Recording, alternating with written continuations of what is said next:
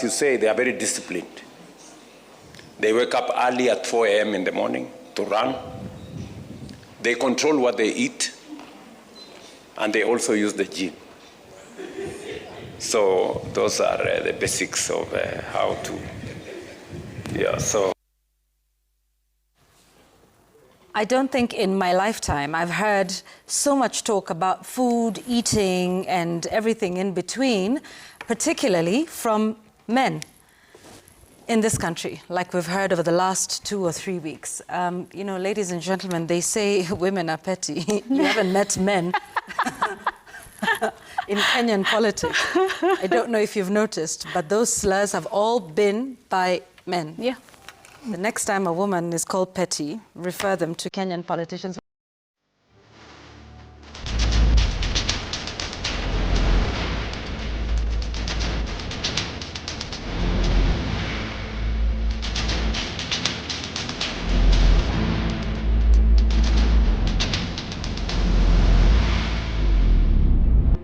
You know, one of the things that I really love about Kenya, Kenyan country, especially with the young generation or the Gen Zs, is that when they decide, or if they decide to do something, they do it with a lot of passion. Like they're passionately doing it. Like for instance, right now there is this issue of mass registration, talking about Tuko Kadi, Niko Kadi. I think you've seen what's going on, the way they've come out in good number, and they are really registering as voters. One thing I had some of them saying that don't ask us, because there is this question that a lot of people normally ask, that mnatoa Ruto mnaeka nani? You know what they are saying? That msituulize tunamtoa tunaeka nani. Heri hiyo kiti ya urais ibaki bure to heal. So it is better that presidential position remain vacant, so that at least Kenyans can heal from having a very pathetic and a very stressful president, other than making William Ruto retain his position. Of course, yesterday night was Thursday, and we know very well what normally happens on Thursday. Thursdays are normally the days of the news gang. You know, it was rather interesting that even when we thought there was now a de-escalation of, I won't even call it hostilities, because this is... Azikuisha. Yeah, but you know, there's some serious war going on in other parts of the world, and then there's a little war of words here, you know, that's taking place. But just when we thought that was done, the president, you know, carried on, kicked it up a notch. Of course, he went on, as we showed you a little earlier at the start of this program, you know, again, before the president of Mozambique, His Excellency Dan Chapo. And then it also carried on over the weekend. We will get to those who are concerned about this war now and where it's going. But, you know, I'd like us to just listen to where this is going. Like Imeisha, you know, this is the analogy. When you used to have fights before you were born, you used to have, they were called mango. No, first of all, you'd meet outside school, after school, and, you know, settle your scores out there. Remember that? Exactly. Yeah. Now, this is what this was, right? That, you know, the war is finished and, you know, you guys have sorted it out.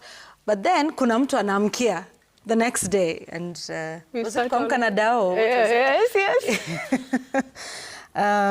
Let's listen to Dr. Oburu again. Before someone surely this matter was finished. Elisha. It was aura for aura. This one said this, and we thought it was done, but not quite.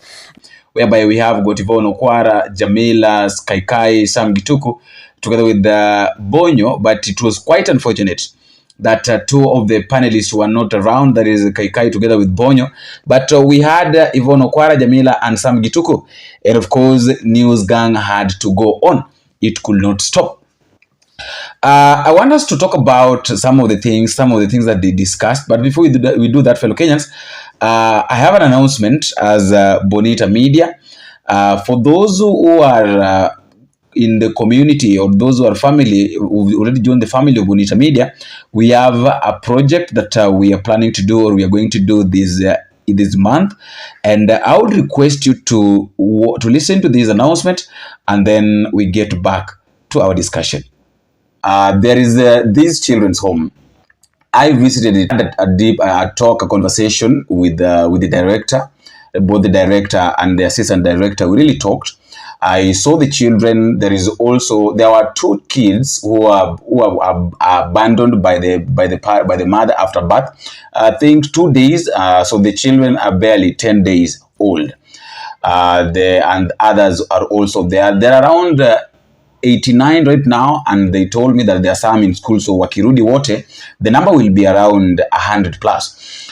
So we really talked, and they told me that if you can help us, if you guys can help us in 1, 2, 3 things, we'll be really glad to, and we'll really appreciate. Of course, we know very well that this is something that one person cannot do. Kukaa na watoto wote, hata useme kuna only one source of help, it's something that it's impossible. So after that, I had a brief talk. Nilikaa na watoto, the few that nilipata, wengine nilipata kama wanalala. I just talked to the few, I interacted with the few of them, just kids here and there. And I said that I told them that I have a team which I know that will respond, and after they've responded, I'll get back to you with what they give me. So I just have to request you guys, your 50 shillings, your 100 shillings, your 200 shillings, your 300, 400, 500 shillings, your 1,000, any amount of money which you really feel like can help these kids. Please just use the M-Pesa number on your screen so that you can help these kids. Nobody knows, we cannot say that, I can't help a kid, si mtoto wangu. Haizi kuwa mtoto wako, lakini we all know how maybe these things normally comes later. So just a humble request, please guys, if you can, just use the number on your screen. Just send your 50 bob, your 100 shillings, 200, 300 shillings, whatever you have. We'll make arrangements, and then tutaona what we can do. Kama tutawanunulia vyakula, kama itatosha mpaka manguo, we can do that. It's something that they requested that we do, because saa zingine though watoto walali njaa, but sometimes I talk to the director told me that sometimes they really struggle how they can get food for the kids. The kids need to be happy and all that. Actually, the kids were very happy seeing me. They were saying, the director told me that wanapenda sana wakati mtu amekuja kuwaona mtu mwingine mgeni apart from wale wenye wamezoea, because they feel that they are really loved indeed. So please, that is the project that we have this month. I would request you that I'm humbly requesting you that let us do this for the sake of these kids. Wale wenye walikuwa wanasema kwamba pesa yangu siwezi peleka kanisani kwa tithe, eri nipeleke kwa children's home. Now we have a project. Please just come through and we see what we can do. Now, for those who are watching this video for the first time, or maybe for those who we are meeting with for the first time, please, I would request you to just let us help each other. Let us join hands to help these kids. I've already received some money. Kuna wale wametuma 50 bob, 100 shillings, 200 shillings, 150, 300, 500, your 1,000. I've already received your 2,000. I've already received it. So don't think that your money ile yumituma imeingia kwangu.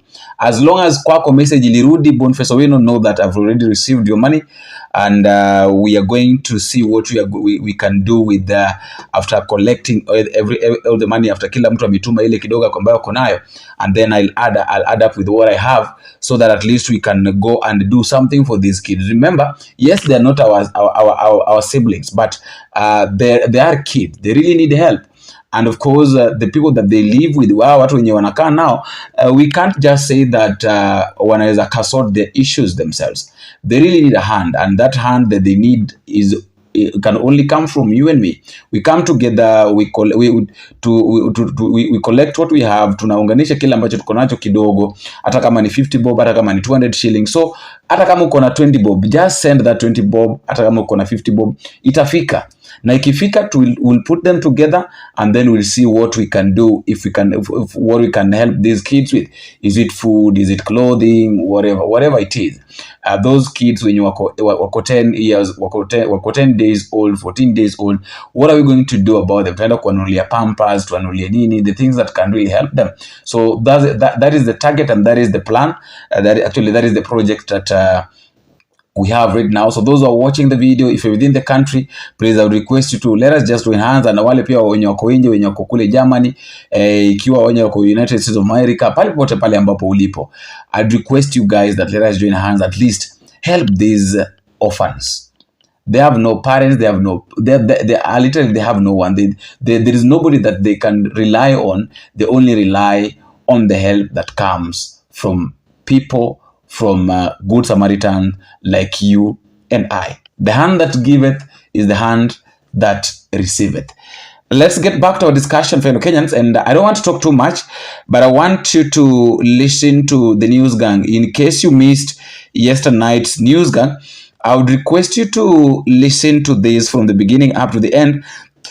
Sorry, and then after that, you'll also tell me what you think or what you've had. There is something here that, let me just talk about it a little bit. For the past 3 weeks, we've seen what has been going on. Our leaders insulting each other here and there, you know. But there is one thing that I came to notice, or I came to realize or understand, that these insults are being established on the baseline.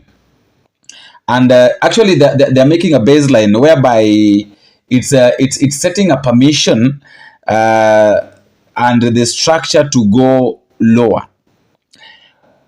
Because once people start criticizing each other, the next step is not going to be about criticism.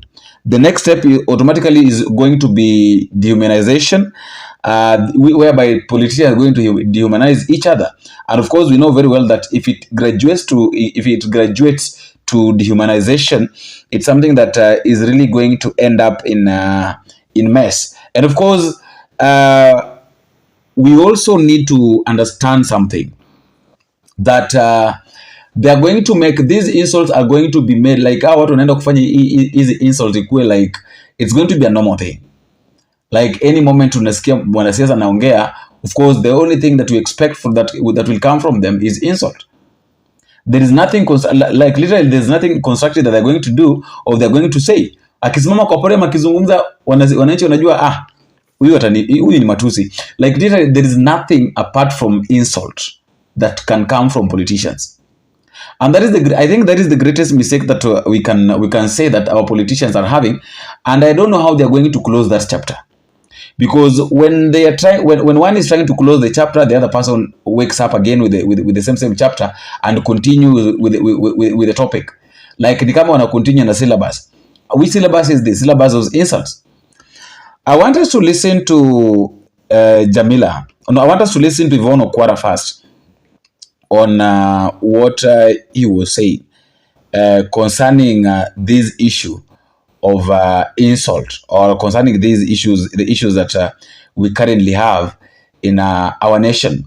We know very well that this nation is not moving in the right direction based on how our politicians want us to be. Even Okwara is talking about it is not once, like for once, like literally, why can't our politicians just listen for once? The problem that we have, or the problem that our politicians have, is that they want to be heard more than they can listen.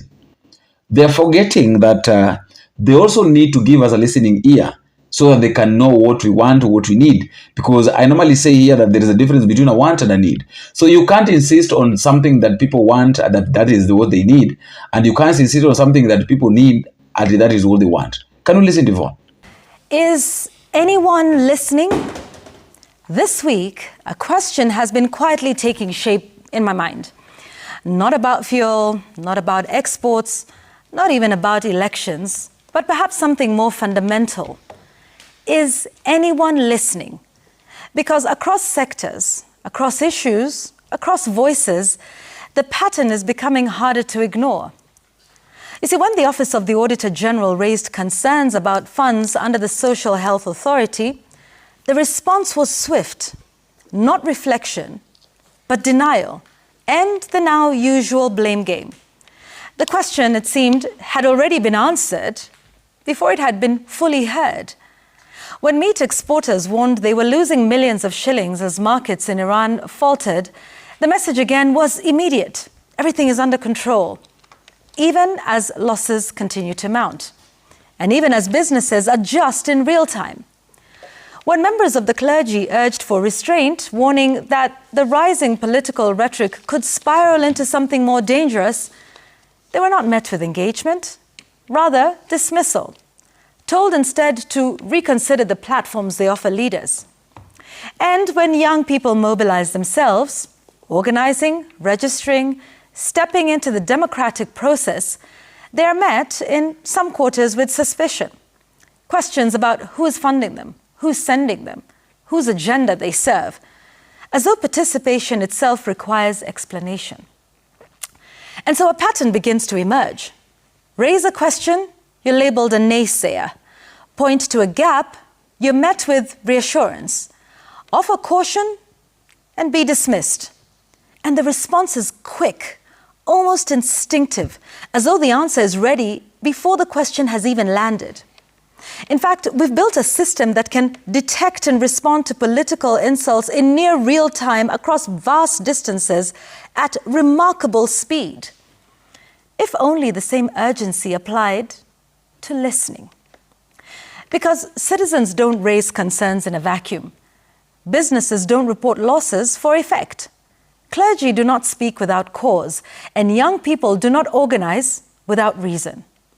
These are all signals, and a system that does not listen to its signals does not become stronger.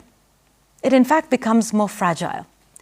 So perhaps the question is not whether leadership has the answers, but whether it's willing to hear the questions, to sit with them, to interrogate them, to accept that not every concern is an attack, and not every critique is opposition. Because when listening is replaced by reflex, and when engagement gives way to dismissal, and when every concern is met not with curiosity, but with certainty, then leadership risks speaking more and understanding less. And a country, no matter how well-intentioned, cannot be governed that way. So again, the question returns. In all the noise, in all the response, in all the reassurance, is anyone listening? Political leaders should not think that they have any monopoly over the microphone. And while they must do their politics, because they like to do it and it's within their freedoms and their rights, they must also know that there are different people who have different opinions, because that's democracy. And if there are things that are being said and people in their right consciences are thinking this is the wrong thing to say, they must allow the space to be corrected. I saw one leader saying that attacking the clergy, that they should not be providing an opportunity for political responses, political rhetoric, for insults towards the government. Some saying that a lot of things have been said, but the religious leaders have not been speaking. But now that the president has spoken, they are responding. I'm wondering, so who is the winner there? What contest is that, for crying out loud? Because surely you have insulted people, whoever you are, whether it's on the side of the opposition or on the side of the government. There's someone who thinks that's an insult, that risks the stability of the country or the peace and tranquility in the country. Bishop Kamomoe said that when they have this war of words, eventually it becomes a physical war. And if you look at most of the wars, that's what it has been, including the post-election violence. Right. If you look at the sort of material that was being presented in The Hague during those hearings, you'll see a narrative by the prosecution side. Never mind, it never amounted to conviction. You'll see a narrative being drawn about things that were said days, weeks, and months before the election, then trying to relate them to the events that occurred after the general election of 2007. So there's a history. We have a history of how people speak and how the political rhetoric can turn into violence. So when the religious leaders are saying what they're saying, I think just let them. And then you can make a decision based on what you think the Constitution allows you to, and what you think about Chapter 6, the chapter on integrity, leadership and integrity. If you think that what they are saying is not useful, carry on then with what you're doing. But honestly, what we've witnessed the past few weeks, we were hoping that this week could be a clean start. Yeah. After people went to church on Sunday and to we had Eid, the mosques on Friday during the Eid celebrations, you'd have expected that at least there'll be some bit of sobriety. This is not de-escalating. And I think it's up to the leaders to decide what they want to do. Second, the second person is JAMILA. I talked about the bodies that were found in Kericho, and the bodies zimepile size ziko 33. Imagine up to now we've not even known. We don't even know mwenye aliweka hizo mili ni nani, the family members. We really don't know what's going on. But let's listen to you, JAMILA. 33 bodies, including children, discovered in a mass grave in Kericho this week. And to this moment, we still do not fully know how they got there. Were they unclaimed or undocumented? Were procedures followed, or were they simply disposed of? Because the questions coming out of this discovery are deeply unsettling. There are claims that the bodies were transported and buried at night, that some may have come from a mortuary, and that records may be missing or unclear. And then comes the explanations that these were unclaimed bodies being disposed of. But even that raises more questions than answers. Because in this country, there's a clear legal process on how unclaimed bodies are to be handled, including identification efforts, proper documentation, and court-sanctioned burial procedures. It is not something done quietly or at night, and certainly not something done in a way that leaves so many questions behind. So if that process was followed, where are the records? And if it was not, and then what exactly are we looking at? As these questions seek answers, one thing is clear. This is about dignity in death. Who were these people? Did someone somewhere go looking for them? Are their families still searching, not knowing that their loved ones may be already lying in that grave in Kericho? And even if these were unclaimed bodies, does that mean they deserve less? Less dignity, less accountability, or even less truth? Because even in death, ladies and gentlemen, there must be respect. There must be a system that can account for every single life. 33 bodies. Let that sink in. And yet the outrage feels muted. And you begin to ask yourself, how little do we value human life? Because if 33 people can end up in a mass grave with no clear answers and no national pause, then something is deeply wrong. We should demand immediate and clear and transparent answers, because if we cannot account for people in death, then what does that say about how we value life? And as the push and pull continues, it is important to remember that this is not just a legal issue. It is also a moral question about who we are and what we are willing to accept. So this cannot be buried. The truth must come out. Who are these people? How did they die? And how did they end up in this mass grave? Because behind every one of those 33 bodies was a person. And every person deserves dignity in life and in death. That is my memo. Lastly, fellow Kenyans, I want us to listen to Sam Gituku talking about barrels and barrels. There is a difference between barrels and barrels. Can we listen to him? For more than 3 weeks now, the world has been watching the events unfolding in the Middle East as a consequence of the US-Israel-Iran war. 3 weeks of retaliatory attacks that have hit the Middle East, affecting global trade channels. At least 20% of the world's crude oil passes through the waterway into the open ocean. In that short period, countries have been busy strategically negotiating with allies such that India, China, Russia, Iraq and Pakistan have been granted leave that their commercial ships will be allowed to pass through the choke point.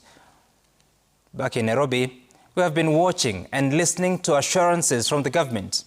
As late as Wednesday, the 25th of March, the government is confident that there is no cause for alarm as to fuel shortage. Energy Cabinet Secretary Opiyo Wandayi told reporters that as of Wednesday, the country had at least 102 million litres of super petrol in stock. He even issued warnings to oil marketing companies and retailers who dare to hoard the crucial commodity or even increase the price on account of artificial shortage. All good with the assurance, but what has the government been doing? Less than 24 hours after Opiyo's statement, President William Ruto acknowledged the reality of the challenge posed by the situation at the Strait of Hormuz.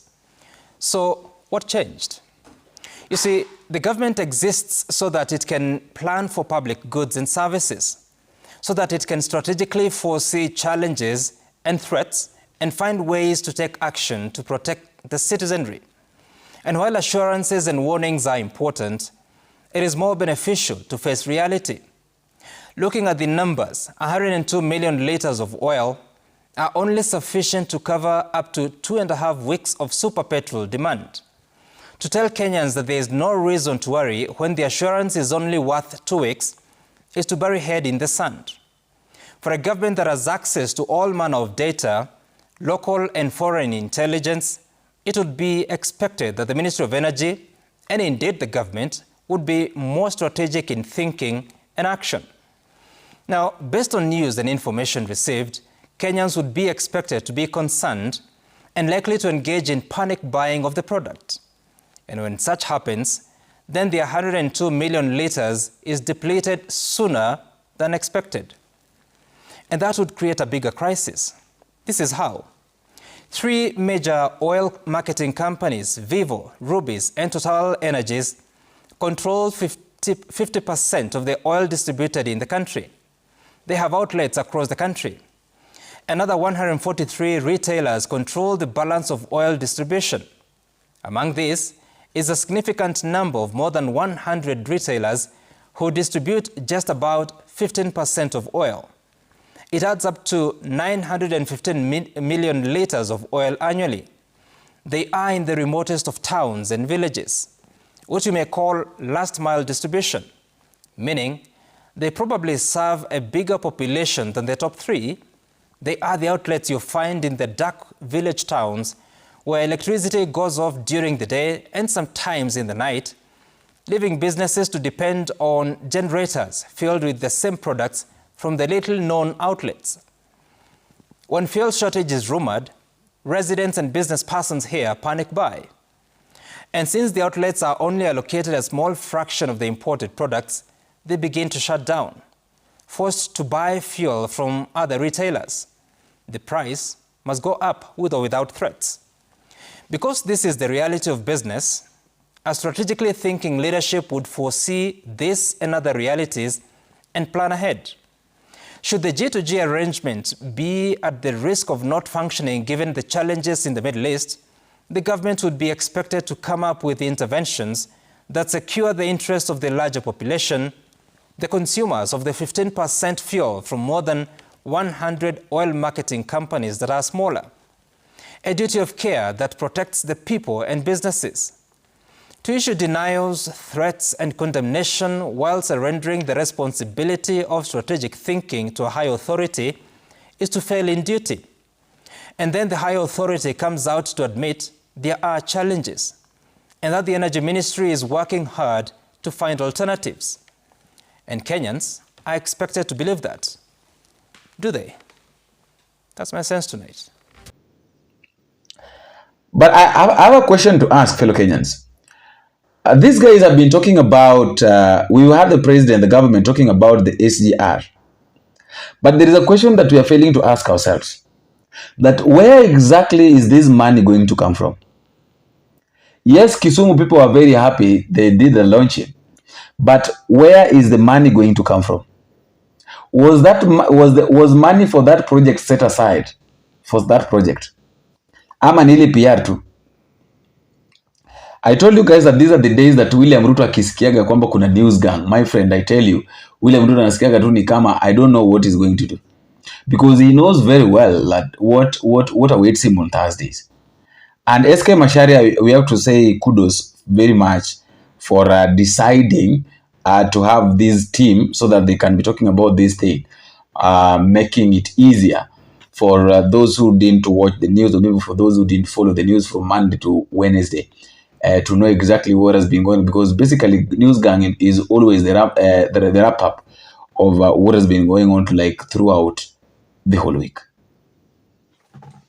Something that you're saying as we take a break about establishing a baseline, and that's what these insults do. It's setting up a permission structure that establishes, okay, this is the baseline, and from here we can go lower.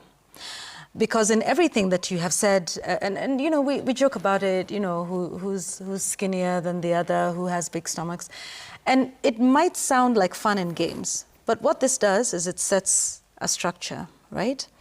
And Rwanda and the other countries, and I don't think we're there yet, but this is how you can easily slide there. Because once you start criticizing each other, the next step is what? Dehumanizing each other. And it is once you get to dehumanizing people, making them less than, making them people who are less than worthy. And remember with Rwanda, it then went to describing certain people and communities as animals, animals that need to be exterminated and eliminated. But make no mistake, this is how you begin. Then now this is acceptable. Okay, good. Now we've set the structure. Now it's how low can you go? How low can you go? And we just need to be very careful with that. We can laugh about it and make memes and joke, but if we set this and say, this is it, how much further down can we go? And when we get there, we've been there before and tasted it just a little bit, enough to get off the brink. I think, you know, on a very serious note, there is something here. So this, yeah, you know, he started it, I will proceed. This needs to end here. And we need to erase this chapter in our politics and in our country's. Leaders do represent something. They represent that position they hold. They represent, like when you're an archbishop or the head of a church, and there's something they represent. When they speak, there are people who will listen to them because of what they stand for.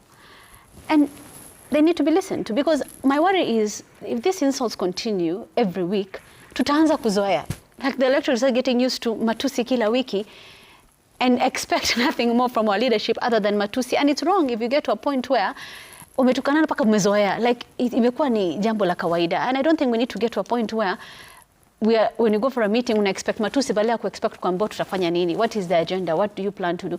Ni matusi, tutakuwa wagumu. Unajua kama mtoto ukimchapa sana, nafika wakati ambapo hicho kichapo hata anakuwa hardcore. And I don't want us to reach to a point where this matusi become such a normal part of our rhetoric, of our conversations by our leaders, that we expect nothing more from them. I mean, we need to expect a lot from our leaders. We need to hold them to a higher standard because of the positions they hold or the positions they're seeking to hold. It's wrong, YVON. Words matter. Words matter. And as San said, when you look at what happened after the 2007 post-election violence, the trend that the conversations were going, we covered the hate cases. And words were a big part of the case that was presented there. So-and-so said this, and he kept saying it consistently. There was even a journalist who was part of the suspects because of what they were saying on air. And then when you keep talking about someone in a particular way and belittling them, there are those who support that person. And that anger and that resentment and whatever you're saying about that person, who maybe for them is the ideal leader, inaingia kwa roho yao. And you're painting this person that I respect or I want so much in this light and build a resentment against you. So YVON, people really need to understand that words matter.